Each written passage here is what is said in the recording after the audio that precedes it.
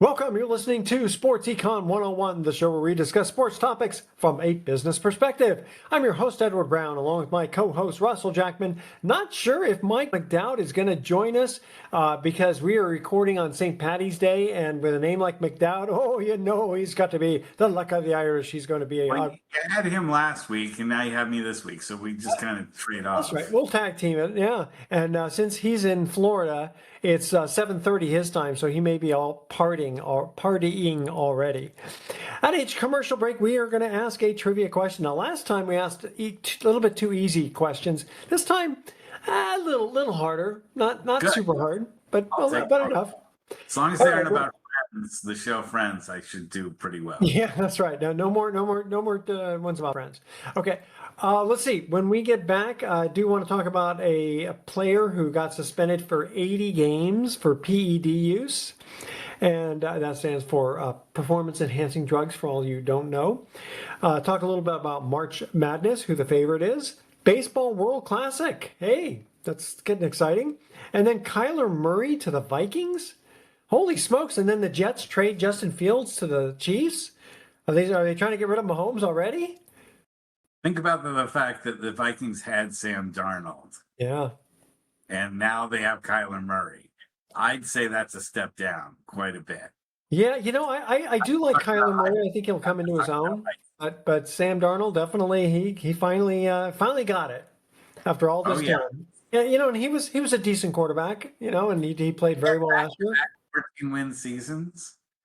People don't give him a lot of credit, but he's had back-to-back 14-win seasons. I can tell you the Vikings aren't going to win a Super Bowl with Kyler Murray as quarterback. Yeah, you just never know. You just never know. I'll guarantee it depends.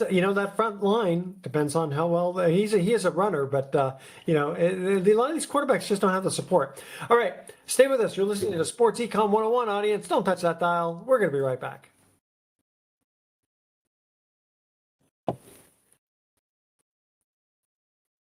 Welcome back to Sports Econ 101. I'm Edward Brown, along with Russell Jackman. Now, Russell, I didn't think you were a big baseball fan, but are you getting into this World Classic?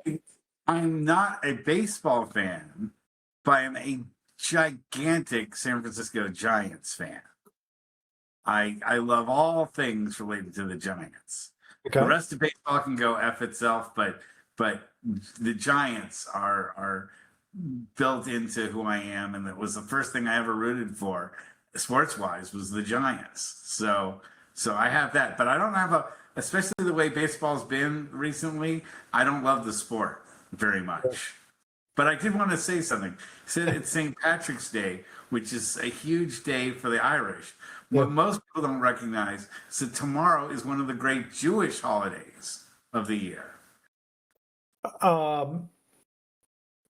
Wait a minute. Okay, it's not Purim. No, it's that corned beef is on sale half price. Wait, what's on sale half price? Corned beef is on sale half price. That is what makes it a gigantic Jewish holiday. I'm Jewish, so I should know. Am I missing something? So one time you can get corned beef on sale really cheap. Is the day after St. Patrick's Day. Yeah, so, I get it. That a high holy holiday, just as we consider the day after Christmas a high holiday, because chocolate and Christmas gifts are on sale half price. So well, my dad was a big pastrami fan, but I actually like corned beef a little better. I'm corned beef, but no sauerkraut. I just want the corned beef. All I want on my corned beef is more corned beef. Well, I gotta say, a good Reuben sandwich though.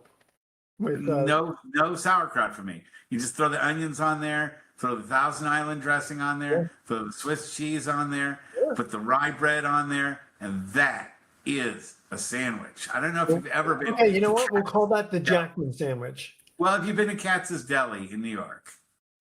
I may have back in the 90s. They'll sell you a sandwich that's like about this thick on corned beef. That's the kind of sandwich I was meant to have. So, and you'd eat two of them, one for appetizer and one for the meal, right? Oh yeah, absolutely. I cannot get enough corned beef. Now I've got two numbers for you. Okay, First of all, because I wasn't here last week, the number 83. What does that What mean wide to you? receiver is that? No, the number 83. What does that mean to you? Nothing. Nothing. But you need to spend more time watching sports. Bam Adebayo Oh, scored yeah. points Okay. in an NBA game. That is phenomenal. And he had 45 free throw attempts. That's getting a 45. hell of a lot. That's the only reason why Will Chamberlain has 100. Yeah, he was a terrible free throw shooter, but that night he did very, very well. Yeah, that's the one time he shot decent free throws. Yeah. Was a 100-point game. But 83, that's getting there. That's Yeah. only 17 points away. Well, I guess from the he wanted to beat Kobe Bryant's 81. But how much did David Robinson have? 70s? 78, I think. Yeah, okay. Because I remember he Yeah. was there too. Yeah, Right. that's pretty phenomenal. Okay, so that's one number. What was the other number? The other number is 600. Well, I mean, you're talking 600 home runs, 600 points for something. No, 600 points, please. No. Last night, Steve Kerr got his 600th win, ending the 6-game losing streak that the Warriors had by beating up the hapless Washington Wizards. But 600 wins for an NBA coach is really, and how many amazing. years is that? Like he only did it in like what, 11 or 12 years?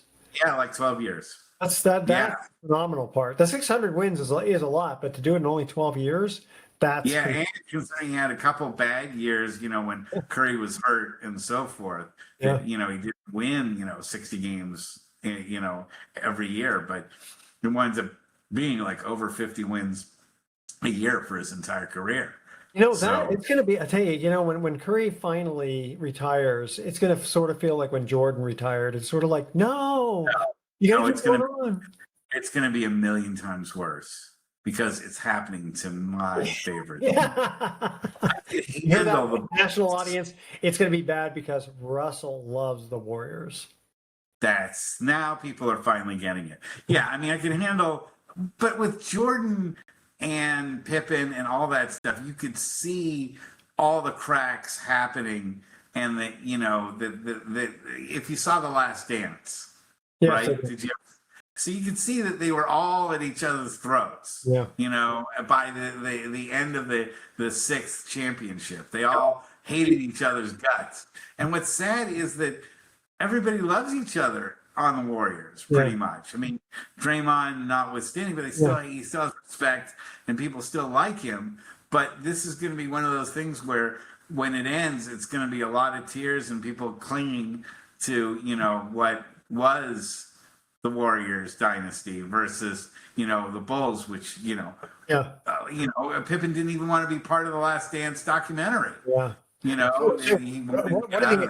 you think Curry will be a first ballot Hall of Famer? What do you think?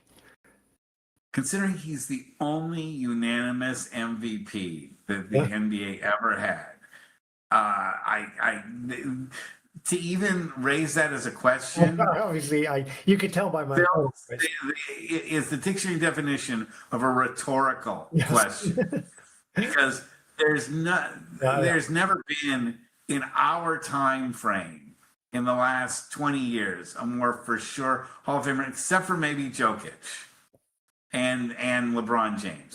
Those are the only other two that I think are guaranteed Hall of Famers. And the first time, and I wouldn't be surprised if Jokic got a unanimous MVP nomination for Hall of Fame. I wouldn't be surprised if LeBron got a unanimous. Like Curry, I mean, I don't think there's anybody who doesn't like him. So it's easy to do. Like Ted Williams. I mean, there's people that get bugged with the nighty night, and there's people that get bugged but I'm talking about just like, so back in the old days, there were sports report writers who just couldn't stand Ted Williams because he wasn't very nice to the press, and they didn't vote for him to go into the Hall of Fame. first time, and Right. or just maybe he got in the first time, but there were some no votes, and it's like, okay, they're taking it personally. But I'm trying to think: is there any of these baseball or basketball writers or whoever determines gets in?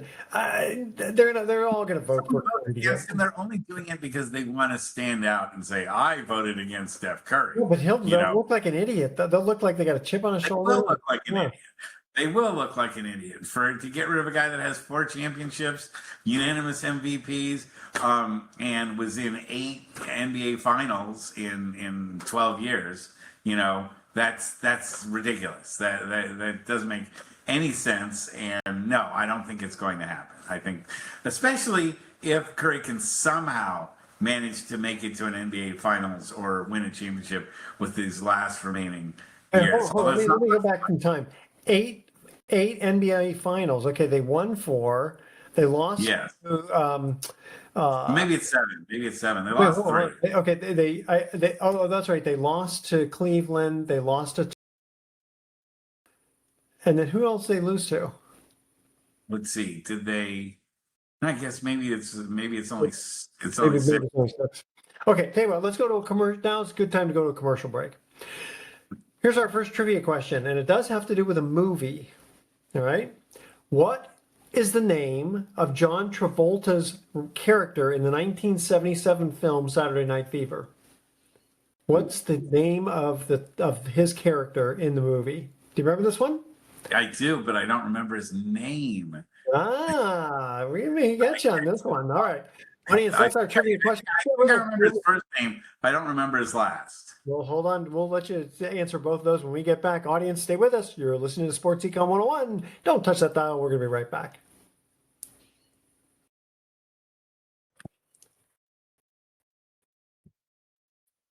Welcome back to Sports Econ 101. One more time, I'm Edward Brown, your host, along with Russell Jackman. And I guess Mike is not going to join us. He's out drinking green beer tonight. Okay, first tribute. Probably offering a tribute to Lou Holtz, who Oh, died. maybe. Yeah. Yeah. You know, if you want to talk about fighting I bet he is. All right, first trivia question. What is the name of John Travolta's character in the 1977 film Saturday Night Fever? Okay. Was his first name Tony? Yes. I'm going to say it's something Italian. That's all I can remember. Tony Italian, yes. It is an Italian name. Tony Manero. What?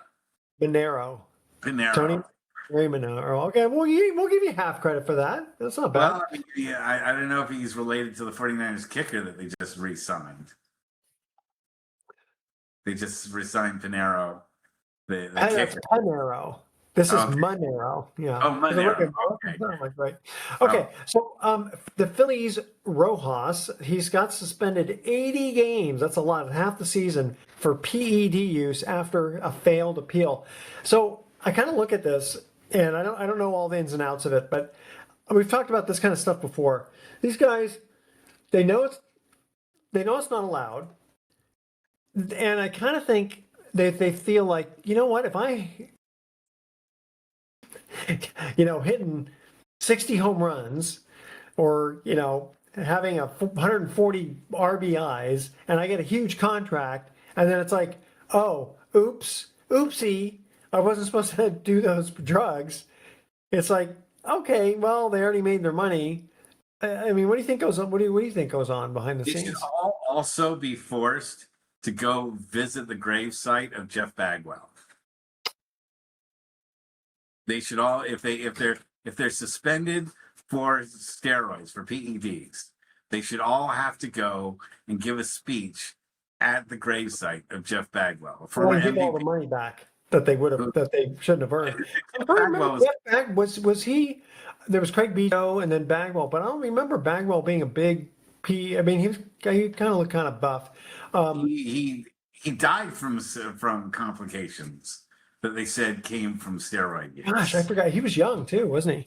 Yeah, he was young. So that's what I'm saying, is that anyone that's caught for PED use should have to give a speech about why they thought it was a good idea to use PEDs at the gravesite of Jeff Bagwell. And maybe that would force them to reconsider their decision. You know what? There was a study done many, many years ago with potential Olympian athletes, and they Yeah, you know that they, one. they And trade 5 years of their life. say again. They trade. They gladly trade 5 years of their life to have Oh, not a even no, shot no, at. no. It got worse. No, they basically said, if we give you this, here's a theoretical hypothetical question. If we give you this drug and it's guaranteed to give you a gold medal, but it's guaranteed to kill you within 5 years, and like 90% of the people said, yeah, we'd still take it.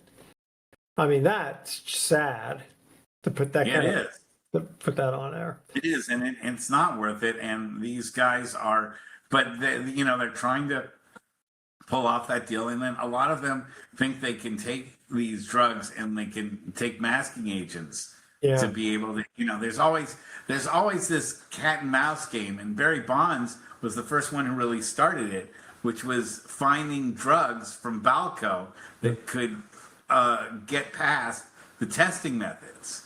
So they create testing methods, then they come up with a drug that gets past the testing methods. Then they change the testing methods to go against the drugs that were able to do that. They come up with a new drug that's able to, get past that. And so there's always going to be a cat and mouse game, and there's so much money involved in it.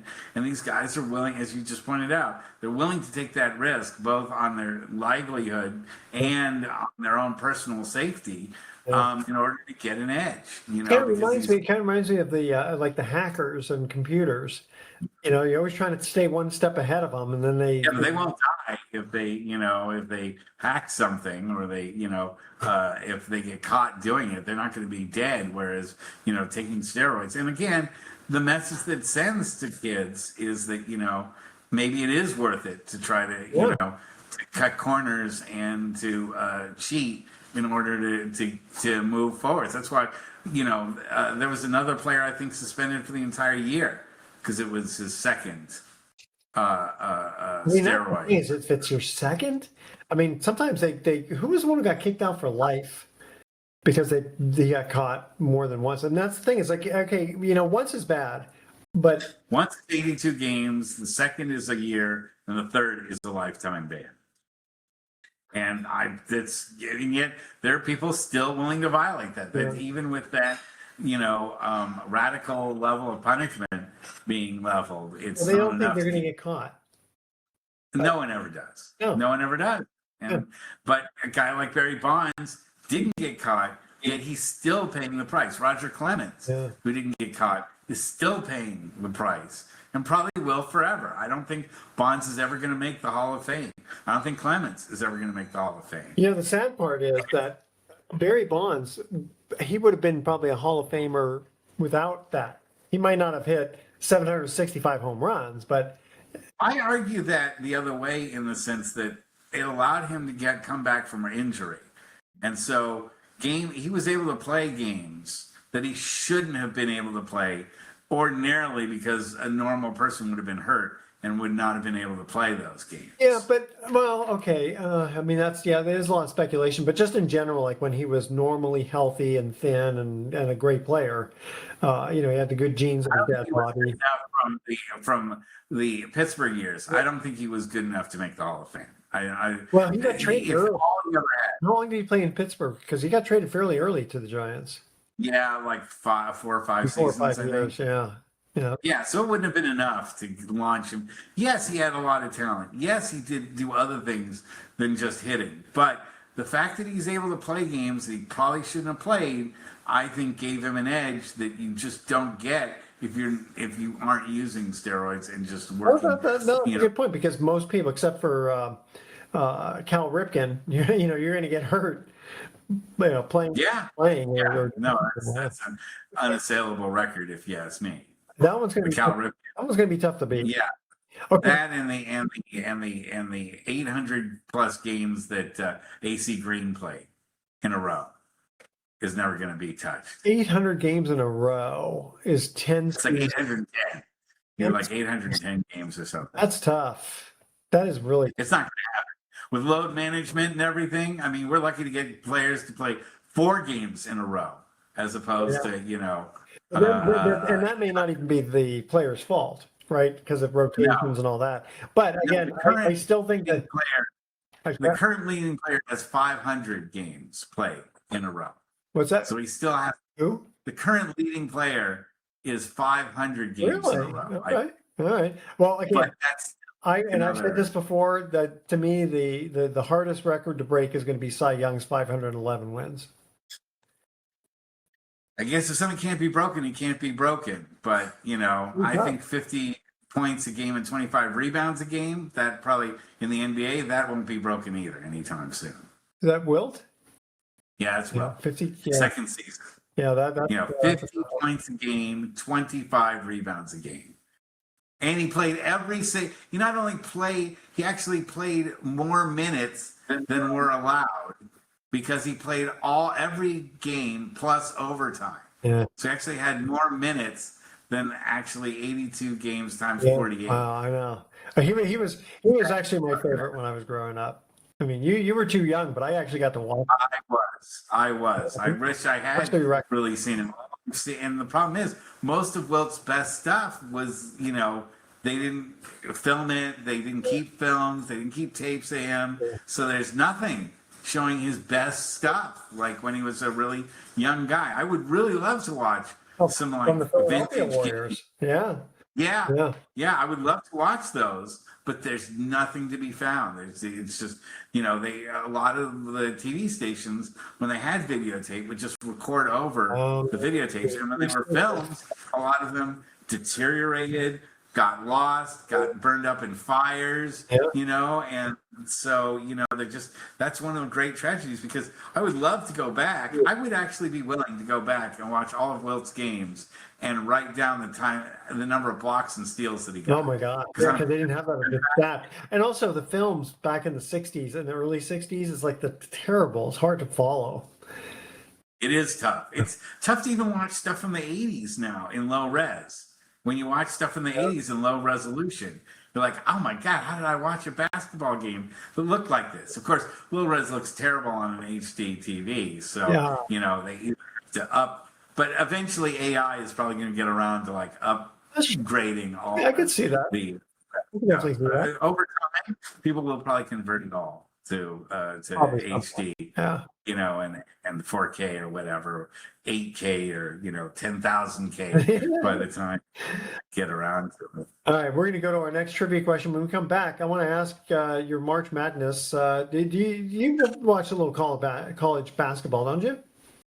It's one of my lesser sports, but it's not as bad as golf and bowling. Okay, well, I was going to say, because I know you love basketball, so you got to follow. I mean, I bet you do watch the finals, though, don't you? Yes, I do, and I watch the middle part of the tournament. Yeah, me too. And March Madness, the first day is fun because it's crazy. Yeah. Well, I love seeing sometimes Butler and some of these ones, Mason, and anyway. Okay, here's our second trivia question. Which branch of the U.S. Armed Forces uses the slogan, "It's not just a job, it's an adventure"? It's an adventure. All right, stay with us. Sports Econ 101. I'll be right back. Don't touch that dial.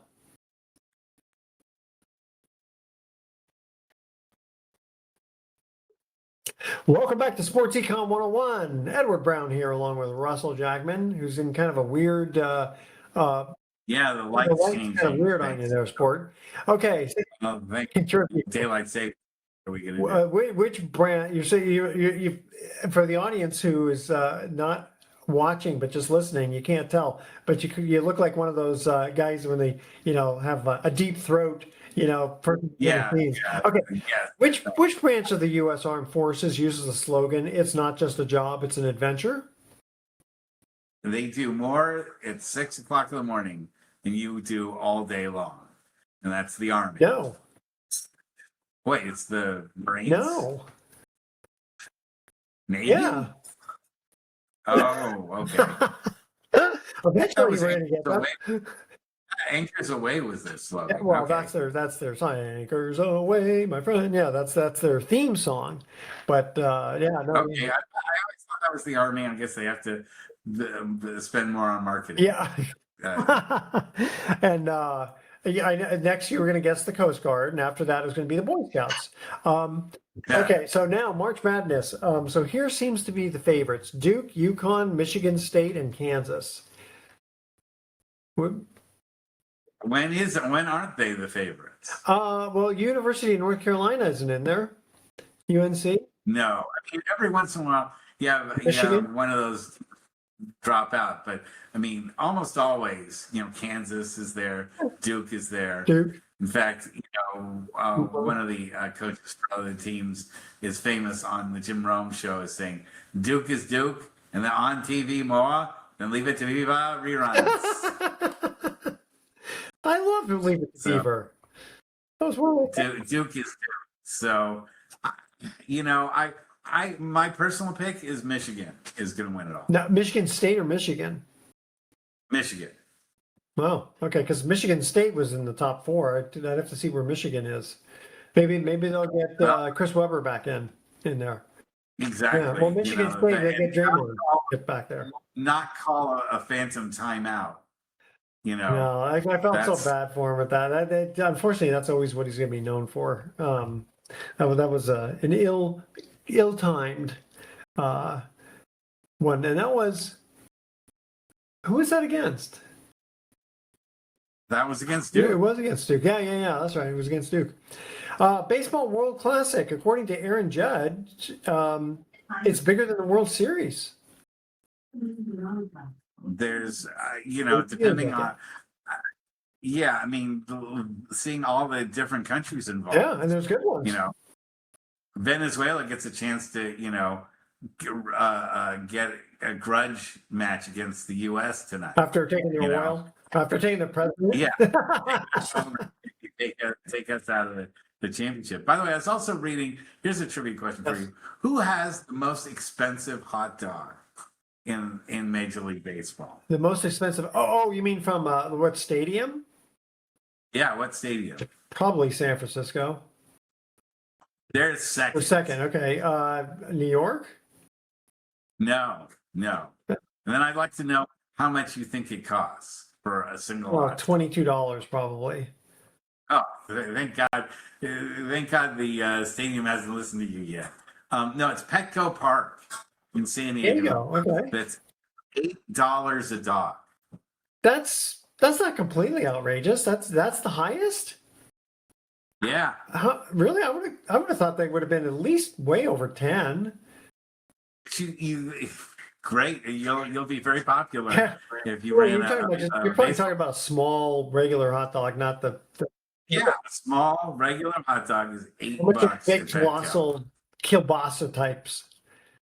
Probably in the $12 range. I'm not sure there, but when you consider you can buy an entire package of hot dogs for $6, the $8 for a single hot dog. But they give you sauerkraut and ketchup and.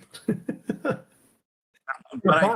I will load up on the onions. And I'm sure when you come home to your wife, you say there's going to be a lot of cuddling tonight. Yeah, well, usually if I've spent the whole day at a baseball game, I'm not expecting Exactly.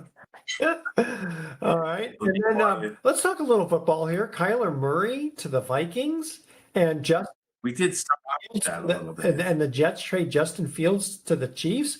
I'm more. But that's not the story. That's not the story. But what the story is Crosby. The story is Max Crosby. Is that the trade that didn't happen? Yeah, the trade that did not happen. And for an organization that's already fallen as low as the Raiders has, this was a new low for the organization, which I didn't think was possible. But they managed to take a 4-win season and make it look even worse by having Max Crosby not only be an unwanted child on their roster, but then getting 3/4 of the way out the door, and then the Ravens say no thank you, and they find someone else to fill his shoes.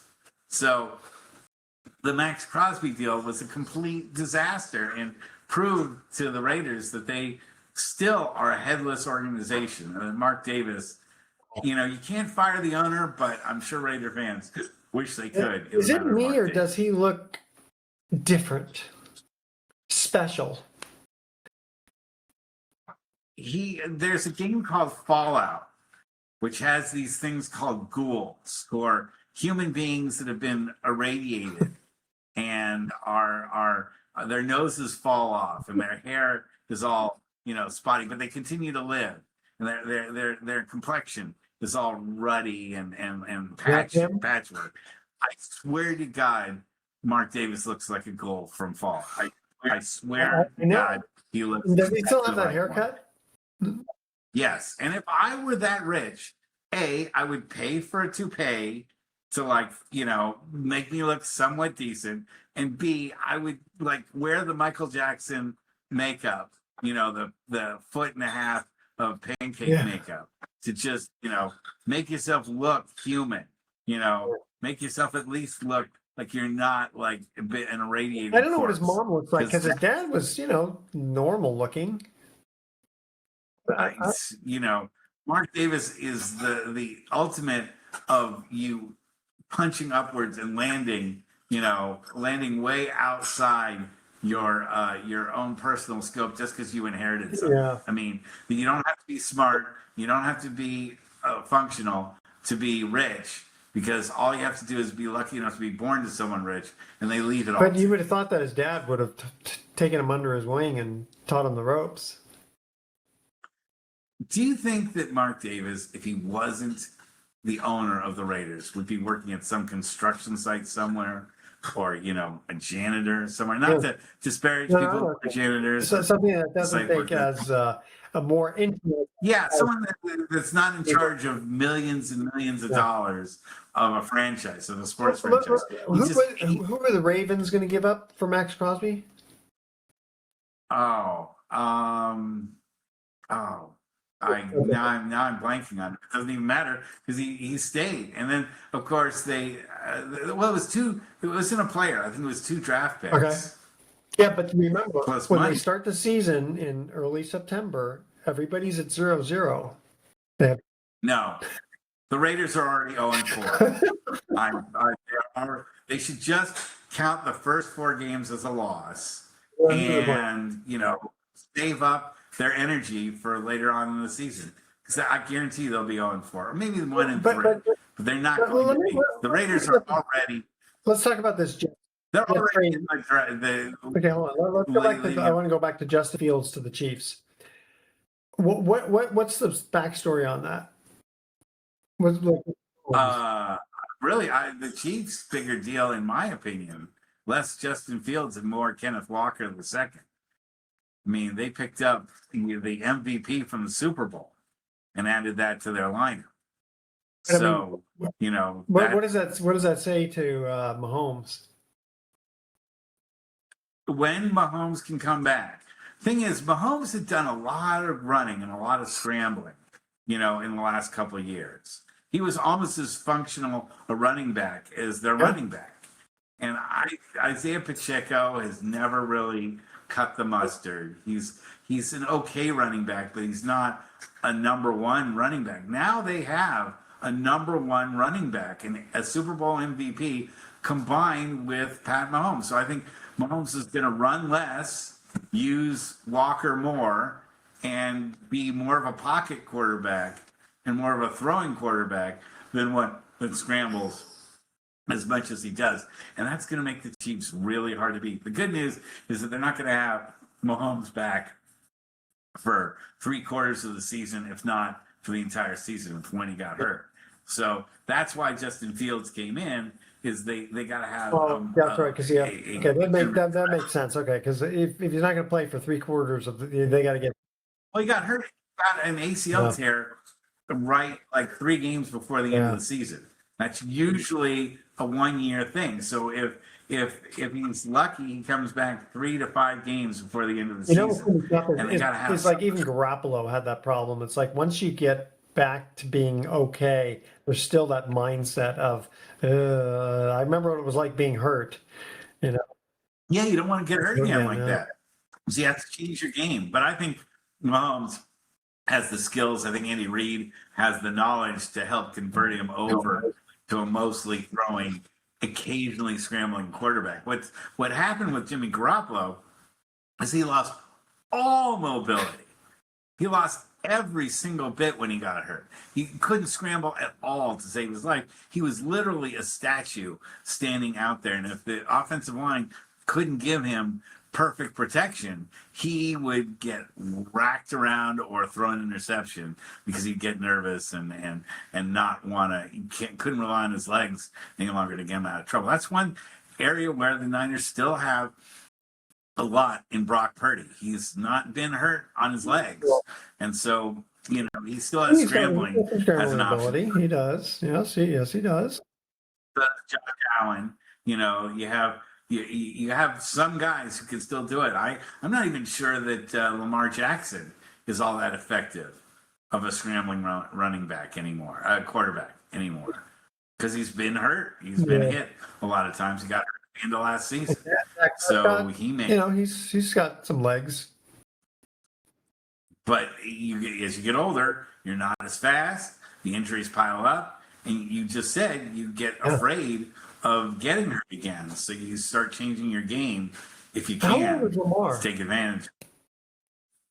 Gosh, now he's probably been in the league closer to like 10 seasons, like 8 or 9. Yeah. You start getting and for quarterback that's maybe they'll get Kaepernick back. No. Kaepernick has been out of the league now longer than he was in the league. So, no, the dreams of Colin Kaepernick playing again. I have to remind people that throw that fantasy out there that you have to remember Colin's last game as a quarterback, he completed one pass for 5 yards. There you go. That's Hall of Fame material. Hall of Fame material. Dude, that's only one less pass than I made during the game and only 5 yards less than I made during the game. You ready? Here's our third trivia question. By U.S. law, exit signs must be one of what 2 colors? So give me both, but see if you can give me both colors. By U.S. law, exit signs must be one of what 2 colors? Audience, stay with us. You're listening to Sports Econ 101. Don't touch that dial. We are going to be right back with some closing comments.